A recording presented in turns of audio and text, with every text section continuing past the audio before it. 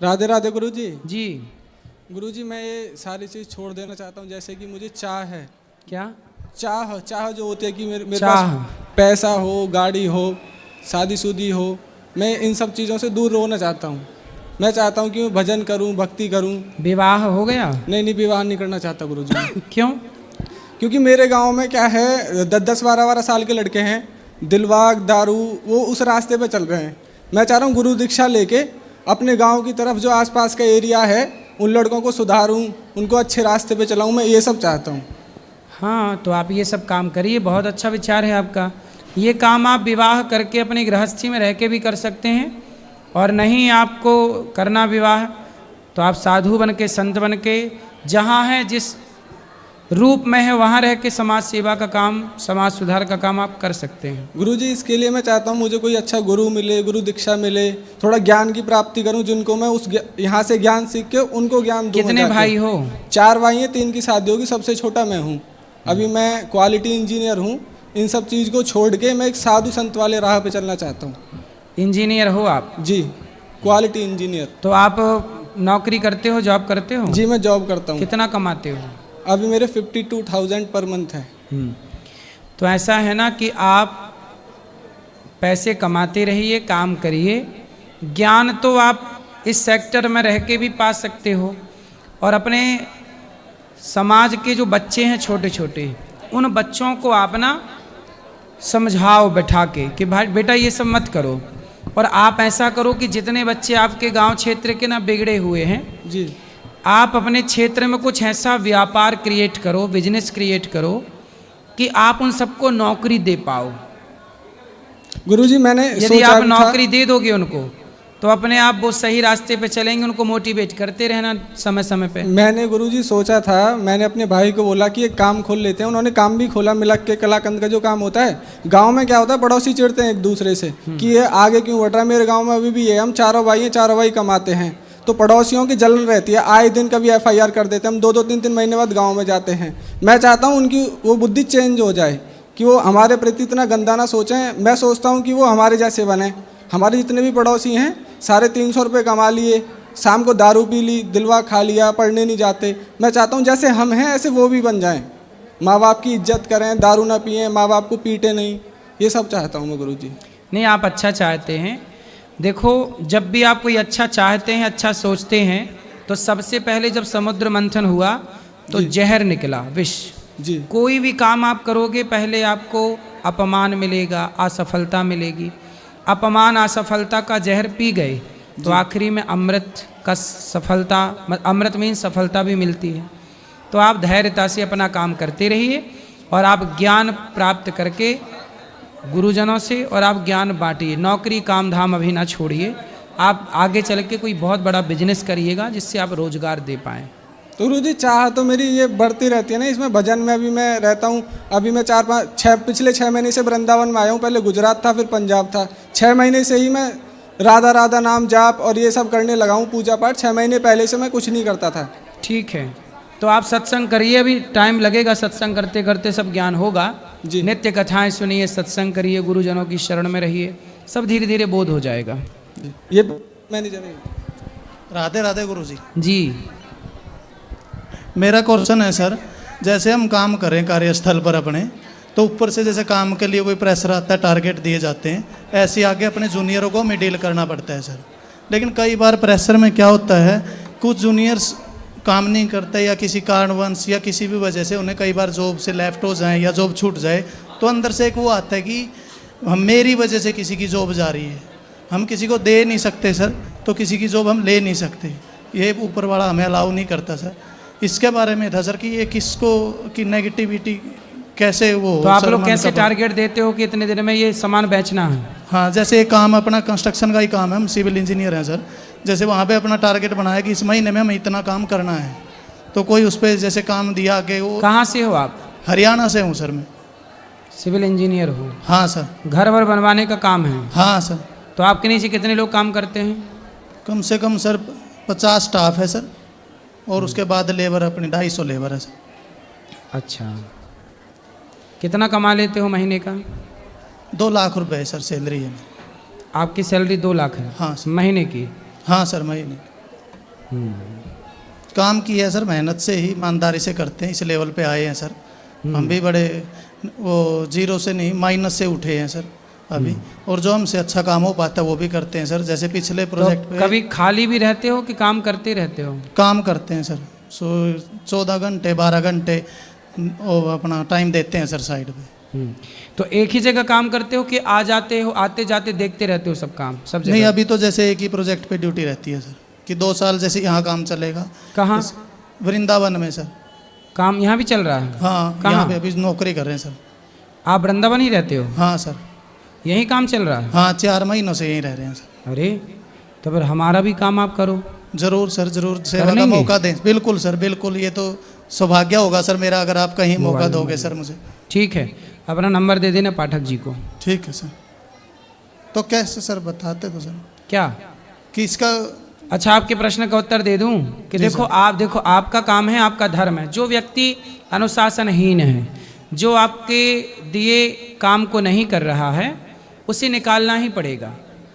क्योंकि यदि नहीं निकालोगे तो फिर आज उसने लापरवाही की और आपने नहीं सजा दी, कल फिर लापरवाही करेगा।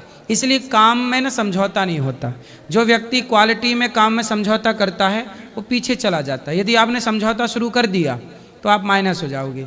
आप प्लस इसलिए रहोगे क्योंकि आप गलत ना करते हो, ना गलत को बर्दाश्त करो। यदि ये व्यक्ति को हमने ये काम दिया है और ये व्यक्ति ने इस काम को नहीं किया तो इसको निकाल देना ही धर्म है। क्योंकि देखो, एक व्यक्ति काम चोरी करता है ना, एक बार माफ़ कर दो, चलो एक बार क्षमा करो, चलो भैया एक मौका और देंगे। यदि दूसरी बार भी वो वही गलती करे तो निकाल देना धर्म है। जी सर। एक मौका आप दे सकते हैं कि भाई एक मौका हम और दे रहे हैं, हम अभी निकाल सकते हैं तुम्हें, लेकिन एक मौका और, एक मौका दे सकते हैं। एक मौके 2 मौके आप दे के देख सकते हैं। फिर भी गलती करे तो निकालना ही पड़ेगा काम से। जैसे गुरुजी कंस्ट्रक्शन लाइन एक ऐसी लाइन है, हाँ, जैसे कंस्ट्रक्शन लाइन एक ऐसी लाइन है, हमारे जो सीनियर थे वो कहते थे, काफ़ी अच्छे थे, हरदेव सिंह, कि एक डॉक्टर गलती करता है या उससे कोई गलती होती है तो एक आदमी की जान जा सकती है जिसका सही वो है, करे। सही। लेकिन अगर कोई सिविल इंजीनियर गलती करता है तो एक बिल्डिंग में गलती होगी तो लाखों लोगों की जान जा सकती है। बिल्कुल बिल्कुल। उस चीज़ को देखते हुए सर ये चीज़ें, लेकिन बोझ होता है सर कई बार इन बातों का, ऐसे लगता है कि ऐसा क्यों हो रहा है। नहीं, सही है, कि उसके बिल्डिंग पीछे बनाना उसका है, परिवार बिल्कुल भी एक होता है। सूत का ध्यान रखना पड़ता है। एक सूत भी यदि माइनस प्लस हो गया तो काम बिगड़ जाता है। जी सर। लेकिन ठीक है, आप अपनी जगह सही हैं और आप एक वार्निंग दे सकते हैं, एक मौका दे सकते हैं, और यदि काम बिगड़ा है तो उसे सुधारिए। बिगड़न इसलिए आप सबके काम को देखिए कि किसी यदि सेंटिंग लगी है, इसने दीवार खड़ी की, सबको गुनिया से नाप लिया करो। आप देखते रहो, अपनी नज़र पे रखो जी सर। और उसको बताओ कि देखो तुम्हारी ये गलती है, तुमने ये गलती की है, अब गलती ना करना। यदि वो सुधर गए तो सही है, नहीं सुधरा तो बाहर। जी गुरुदेव जी, धन्यवाद गुरुजी बाबू। महाराज जी प्रणाम जी। मैं शशांक शेखर मिश्रा उरई जालौन का रहने वाला हूँ। महाराज जी, आप जैसे संतजन के आशीर्वाद से इस समय मैं सैनिक स्कूल मैनपुरी में पदस्थ हूँ, वहाँ पे अध्यापक पद पे मैं कार्य कर रहा हूँ। मैं निश्चित रूप से आज आपके चरणों में इसलिए उपस्थित हुआ हूँ कि मैं आपको साधुवाद देना चाहता हूँ।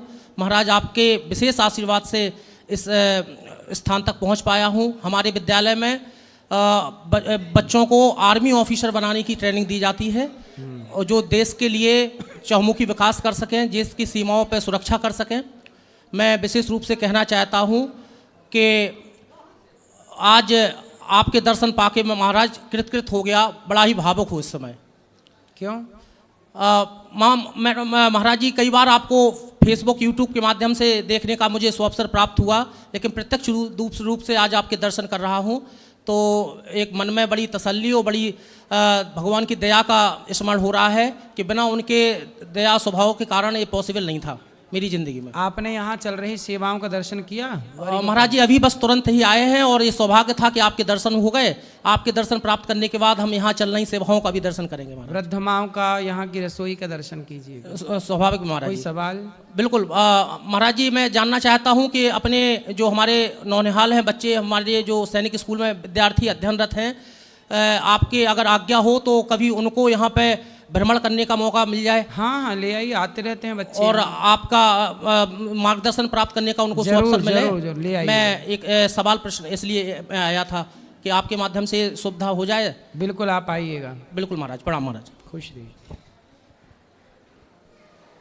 राधे राधे गुरुजी। जी। गुरुजी आप कैसे हो? कृपा है अच्छी। गुरुजी मुझे एक बात बतानी है। मैं ना पिछले 1 महीने से बहुत बीमार चल रही हूँ, इसी वजह से मैं आ नहीं पा रही थी। तो हमारे दिल्ली में एक सरकारी हॉस्पिटल है सफदरजंग, वहाँ गुरुजी मेरा इतना गलत इलाज किया गया है, गलत गलत दवाइयाँ दी गई है मुझे, मतलब मैं वहाँ ठीक ही नहीं हो पा रही थी। और फिर हमारे एक फैमिली डॉक्टर है अनिल डॉक्टर, उन्होंने वो आपको बहुत मानते हैं और वो बहुत अच्छे डॉक्टर है, धर्म से भी जुड़े हुए हैं। तो गुरुजी मैं यही कहना चाहती हूँ कि ऐसे क्यों करते हैं, वो डॉक्टर बन जाते हैं और फिर इन पेशेंट को और बीमार करते हैं।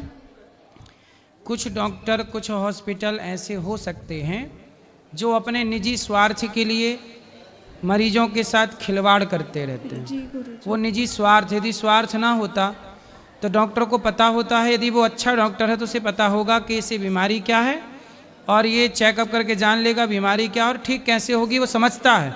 लेकिन कई बार डॉक्टर कि भाई जल्दी ठीक हो जाएगा तो पैसे देने बंद कर देगा, इसलिए उसे लंबे टाइम तक कुछ डॉक्टर तो जानबूझ के बीमार रखते हैं। जी गुरुजी। ऐसा भी एक षड्यंत्र है, सारे नहीं है डॉक्टर ऐसे, जी गुरुजी, लेकिन कुछ ऐसे हैं। जी गुरुजी, मेरे हाथ में भी जो स्लाइन चढ़ता है इतना गलत लगाया था, बहुत गलत इंजेक्शन लगा दिया था। वो तो बस उन सर के वजह से आज मैं यहाँ खड़ी हूँ। तो गुरुजी वो आपको बहुत मानते हैं, बहुत आपकी कथा वगैरह सब सुनते हैं, वो बहुत अच्छे हैं। और गुरुजी ये मीडिया उनके पास क्यों नहीं जाती जो गलत करते हैं, आपके पास आती है। आपने सिर्फ एक ही 2 शब्द कहा था, लिव इन कोई गलत चीज़ थोड़ी ना है। मैं भी एक युवा हूँ, मैं भी इस चीज़ को गलत मानती हूँ। तो ये मीडिया तो लिव इन को आप सही मानते हैं कि गलत? बिल्कुल गलत मानती हूँ गुरुजी मैं, ये बहुत गलत है। सही है, मीडिया को अच्छी लगती होगी ना ये सब चीजें। जी गुरुजी, वो खुद तो ऐसे घूमते और आप पे आके आरोप लगाते हैं। यहाँ की सेवाएं इतनी अच्छी है, मैं कहती हूँ कि पूरे भारत में ऐसी सेवा नहीं है जो गुरुजी कर रहे हैं। गुरुजी पे उंगली उठाने से पहले अपने गिरिबान में झांक के देखे वो लोग। ऐसे छोटे छोटे वस्त्र खुद पहनते और यहाँ आके आपको सिखाते हैं। मैं गुरुजी बहुत गुस्से में थी, पर मैं अपने तबीयत की वजह से बस नहीं आ पा रही थी। कोई बात नहीं जी गुरुजी। मीडिया का काम है अब संतों को बदनाम करना, सनातन को टारगेट लिए है। मीडिया सनातन धर्म की ही दुश्मन बनती जा रही है। जी गुरुजी। कुछ मीडिया सनातन की, संतों की दुश्मन बन के ही काम कर रही है। पर गुरुजी उन्हें नहीं पता हम युवक अब सुधर चुके हैं, हम उनकी बातों में नहीं आने वाले, हम आपके साथ हैं। सही है, सही है। जी गुरुजी, राधे राधे। राधे राधे, खुश रहिए। गुरुजी राम राम। राम राम। ठीक हो जी? ठीक है। गुरुजी तुम्हारे अंदर ऐसा क्या है, मैं तुम्हारी तरफ को खींचा चला हूं। कहाँ से आए खिंचे? मैं मेरठ से आया जी खींचा हुआ। बताओ हम क्या सेवा जब भी मैं तुम्हें देखूं मैं तुम्हारी तरफ को खींचा चला जाऊं। एक मैंने वो तुम्हारी सब मीम वाली वीडियो बहुत सारे लोग बना कर रखे हैं, तरह तरह की फनी वीडियो। एक मैंने तुम्हारी वीडियो देख ली जो पीछे तुम जिन्ने पे आ रहे ना ऐसे रपटते हुए ऐसे, उस वीडियो को देख कर तो मैं दीवाना हो गया तुम्हारा, बस मनो। मतलब ऐसा क्या है गुरुजी, मैं समझ में नहीं आ रहा। मैं हर महीने वृंदावन चक्कर लगा दूं तो मैं आऊं तुम्हारे पास, ऐसा दिल में बस के बस तुम मनो। अच्छा। हाँ, एक चीज और बताओ। आज सुबह मैं जैसे बाके बिहारी मंदिर पे गया तो मेरा पीछे से पर्स निकाल लिया किसी ने, उसमें पैसे भी थे, डॉक्यूमेंट थे। डॉक्यूमेंट के तो चलो कोई बात नहीं, डॉक्यूमेंट तो फिर बन जाएंगे, पैसा जरूरी था, बाप बड़ा ना भैया, सबसे बड़ा रू भैया। तो मैं सोच रहा हूँ अब पैसे का बताओ कैसे करना जी। अब पैसे निकल गए, कैसे करूँ? कितने निकल गए? ज़्यादा तो ना थे, 2700 रुपये थे। चलो 2700 ही गए, ज्यादा होते तो और ज्यादा चले जाते। सावधान, नहीं सावधान तो है, इसलिए सावधान रहने की जरूरत है जी। आप लोग जो पैंट पहनते हो ना, जी जी, इस पैंट में पीछे जेब होता है। हाँ पीछे ही थी, पिछली वाली जेब में से पहले निकाले। के लोग ना बगलबंदी पहनते थे, तो बगलबंदी में यहाँ अंदर जेब होता था, अंदर तो चोरी हो ही नहीं सकती थी। तो अच्छा। पहले के लोग ठीक ठाक कपड़े पहनते थे। अब आप लोग कपड़ा ही गलत पहन रहे हैं तो चोरी की संभावना इन कपड़ों में ज्यादा है। अच्छा। जेब पीछे, पहले का जेब अंदर, ऐसा होता था कि नहीं? सही है कि गलत है? तो कपड़ा कौन सा पहनना चाहिए जी आपके हिसाब से? भाई भारतीय कपड़ा, आपने जो कपड़े पहने हैं भारतीय हैं कि नहीं? नहीं नहीं, तो वैसे चाइनीज लिख रहा है इस पे, तो हाँ चाइना का लिख रहा। नहीं, ये बताओ कि ये पैंट शर्ट भारतीय पहनावा क्या है ये बताओ। भारतीय पहनावा धोती कुर्ता। फिर पहनो, धोती कुर्ता पहरू। पहरो, काहे नहीं पहरोगे? अच्छा हाँ। चलो एक जोड़ी सिलवाता हूँ आज। अब उनका पैसा को क्या करूँ? जैसे लिकट गया पर्स, मिलेगा नहीं मिलेगा मेरा पर्स? अब गया, अब क्या तो वो चोर थोड़ी लौटा के आए। अब तो नहीं मिलने का, तो नाश हो गया तो फिर बच्चे। चलो राम राम जी। राम राम। जय श्री कृष्णा। जी महाराज जी, मैंने जैसे बोला था कि मैं अपने देव प्रताप भैया को यहाँ पे लेकर आऊँगा, वो फिलहाल अभी 1 महीने में आ पाएंगे। तो महाराज जी आपसे निवेदन है कि जो मैसेज देना चाहता हूँ आप मीडिया के द्वारा, मतलब महाराज जी क्या जो मैसेज है वो आप लाइव दें डेली, जैसे गौ माता के लिए देते हैं।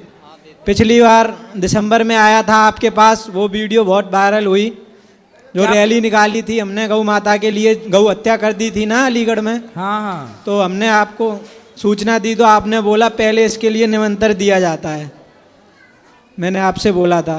जी, तो जी। आपने अब सवाल क्या है, प्रश्न क्या है? प्रश्न ये है महाराज जी के 25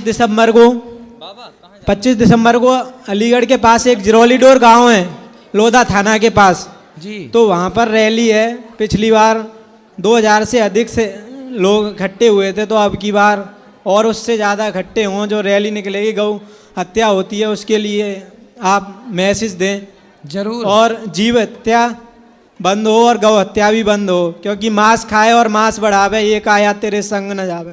तो महाराज जी आप डेली जैसे हर चीज़ के बारे में आरती होने से पहले बोलते हैं, हम आपका लाइव देखते हैं, तो आप मैसेज दें।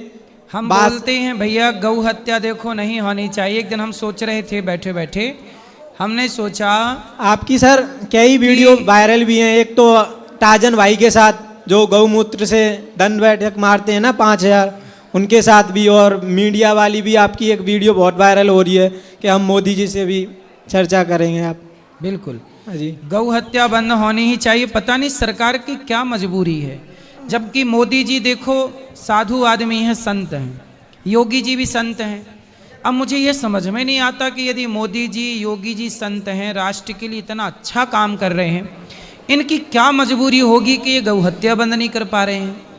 भाई मोदी जी तो भारत के लिए समर्पित हैं। हाँ जी महाराज जी, सारे एक आप अच्छे- ही हैं जो आपने आवाज उठाई है जब से मैं बोल के गया हूँ। सारे अच्छे नेता मोदी जी जैसा बनना चाहते हैं। मोदी जी सबसे अच्छे नेता हैं पूरी दुनिया में, हाँ जी, केवल भारत के नहीं, पूरी दुनिया के नेताओं में सबसे बेस्ट नेता मोदी जी हैं। हाँ जी, हाँ जी। लेकिन मैं मोदी जी से एक प्रार्थना करना चाहता हूं कि देखो आप देश के लिए जीते हैं मोदी जी, आप देश के लिए मरते हैं। आपके आगे पीछे यदि कोई है तो केवल भारत देश ही, आपके आगे पीछे भारत देश के सिवा कुछ नहीं है, कोई नहीं है।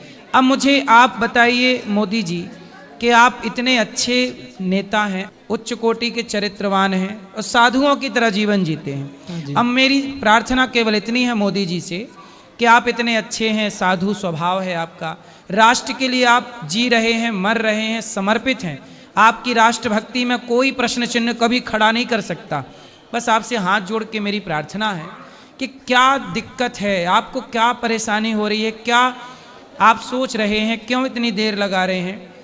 हम नमक रोटी खा लेंगे, हम चटनी रोटी खा लेंगे, लेकिन हम गाय की हत्या को कैसे बर्दाश्त करें। आप गौ हत्या बंद करें, और यदि गौ हत्या करने से, यदि गौ मांस बेचने से कोई फायदा हो रहा हो देश का, तो हम कहते हैं हमें वो फायदा चाहिए ही नहीं।